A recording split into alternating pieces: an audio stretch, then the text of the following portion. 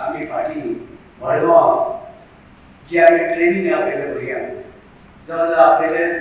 30 kilometre Hyderabad Madgaon म्हणजे आयज graduate post graduate भुरगीं सुद्दां आयज भायर येतात आतां आपली जमीन राखून दवरपाक आपली पुर्वजाची जमीन जी आसा राखून दवरपाक वेगवेगळी ही आयज भुरग्यांची एक हें आसा उमेद आसा उमेदीन आसा ते आनी करतात कामाकूय वयता आनी आपली भाटाय शेताय वेगवेगळे कुळागर ते पळयतात म्हणजे एक बरी गोश्टी आसा की भुरग्यांकूय आयज कळ्ळें आसा की आमकां आमची जमीन नाल्यार आमी आयज पळय जातले कारण कितनाळे आसले की आयज दिल्लीच्यान लोक येता ताका दिल्लीवाले येतात जावं ते दुसरे आमचे भारताचे दुसरे लोक येतात आनी ते तितले म्हारग जमनी घेतात आनी जे आमच्यो आगोलचे शेती जी आसा शेतीची जमनी जी आसा कन्वर्ट करून ते बिल्डींग वा कितें बांदून तयार जाल्या पूण आमी विचार करपाक जाय आमी शेती हें सोडपाक जायना आनी शेती सोडली जाल्यार आमी